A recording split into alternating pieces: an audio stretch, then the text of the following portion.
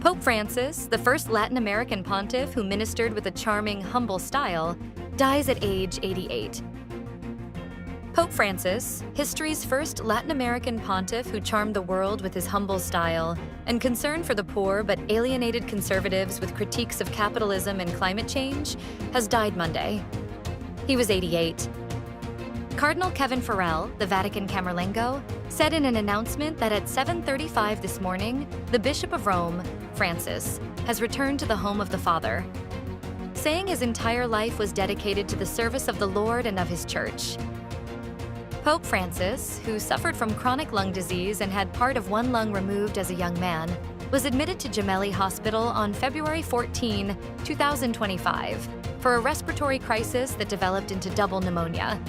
He spent 38 days there, the longest hospitalization of his 12-year papacy. Despite the challenges faced, including pushback from more conservative segments of the Church, Pope Francis remains dedicated to his mission of reform.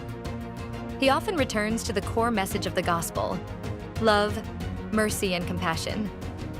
His papacy has sought to remind the Church and the world that faith should not be an obstacle to understanding, but a pathway to love and service. Beyond his theological contributions, Pope Francis has become a global figure of hope and inspiration for many beyond the Catholic community. His emphasis on humility, often shown in his simple lifestyle, authentic interactions with people, and rejection of luxury, appeals to a world yearning for genuine leadership. His motto, "A poor church for the poor," encapsulates his vision, encouraging the faithful to be instruments of peace and justice in their communities. Philippine envoy says that reports of mass deportation of Pinoys from the United States is fake news. Philippine ambassador to the United States, Jose Manuel Romualdez, on Monday, April 21st, denied reports that Filipinos are being sent back to the Philippines amid United States President Donald Trump's immigration crackdown. This was in reaction to a video on YouTube channel Beyond the Route, wherein Filipinos were allegedly being suddenly deported. Now, with 436,000 views, the video purported that officials are targeting Filipino immigrants because they are considered low-risk deportations as they cooperate with deportation orders. Allegedly, the 10 U.S. cities sending Filipinos back home are Houston, Chicago, Los Angeles, New York, San Francisco, Dallas, San Diego, Phoenix, Miami, and Washington, D.C. Early this year, Romualdez admitted that some 24 Filipinos have been deported from the U.S., while 60 to 80 more were up for deportation. Most of the 24 Filipinos, however, were involved in some petty crimes, which led to their deportation orders. In response, the Department of Foreign Affairs advised illegally staying Filipinos in the U.S. to work on legalizing their statuses, while Romualdez also asked them to return to the Philippines voluntarily to avoid being blacklisted. SWS survey reports that admin candidates lead April senatorial preference survey. Just a month before the May 12th elections, 9 candidates from the administration's senatorial slate Alianza para sa Bagong Pilipinas are leading the latest social weather station's voter preference survey, conducted from April 11th to 15th. The survey commissioned by Stratbase revealed that 9 administration-backed senatorial candidates, which include ACT CIS party list Representative Erwin Tulfo, Senator Lito Lapid, Senator Pia Cayetano, former Senate President Tito Soto, Senator Bong Revilla, Makati City Mayor Abby Binay, Las Piñas Representative Camille Villar, former Senator Panfilo Lacson, and former Senator Manny Pacquiao are in the potential winning circle. Senator Bong Go led the candidates with 45% of voter preference, followed closely by Representative Tulfo with 43%. Lapid rose to 3rd place with 34% voter support, improving from 5th place in the March survey.